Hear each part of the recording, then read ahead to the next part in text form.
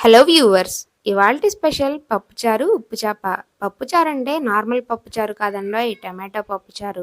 4 టమాటాలు, 2 ఉల్లిపాయ, 4 పచ్చిమిర్చి పెద్ద ముక్కలుగా కట్ చేసుకొని పక్కన పెట్టుకోవాలి. 25 గ్రాముల చింతపండులో వాటర్ పోసి నానబెట్టుకోవాలి.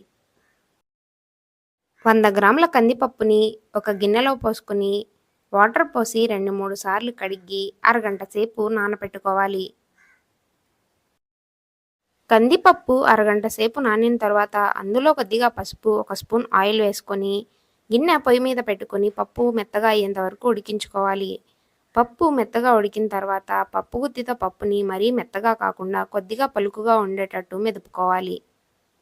మెదుపుకున్న పప్పులో కట్ చేసి పెట్టుకున్న ఉల్లిపాయ ముక్కలు, పచ్చిమిర్చి, టమాటో ముక్కలు వేసుకొని కలిపి మూత పెట్టుకొని గిన్నె పొయ్యి మీద పెట్టి టమాటో, ఉల్లిపాయ ముక్కలు మెత్తగా అయ్యేంత వరకు ఉడికించుకోవాలి.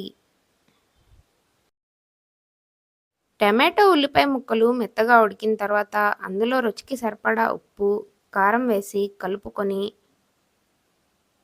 నానబెట్టుకున్న చింతపండు పులుసు తీసుకొని పప్పులో పోసుకొని పప్పులో పప్పుచారుకు సరిపడా వాటర్ పోసుకొని 4 రెమ్మల కరివేపాకు వేసి బాగా కలుపుకొని పప్పుచారు పొంగులొచ్చేంత వరకు మరిగించుకుంటూ అందులో చిన్న బెల్లం ముక్క, కొద్దిగా కొత్తిమీర వేసి 5 నిమిషాల పాటు పప్పుచారుని మరిగించుకొని దించేసుకోవడమే.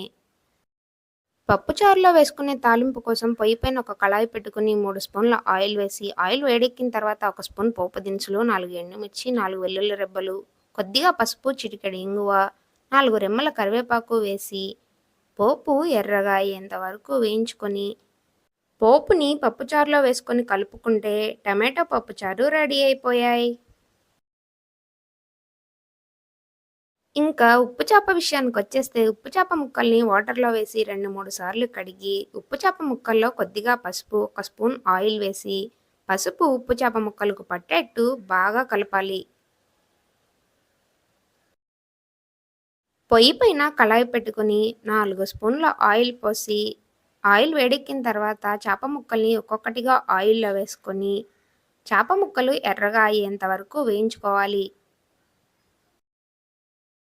చేప ముక్కలు ఎర్రగా వేగిన తర్వాత ఒక ప్లేట్‌లోకి తీసేసుకోవడమే. అరిటాకులో కొద్దిగా రైస్ పెట్టుకొని, టమాటా పప్పుచారు పోసుకొని, ఉప్పు చేప నంచుకొని తింటే అద్దిరిపోతుంది.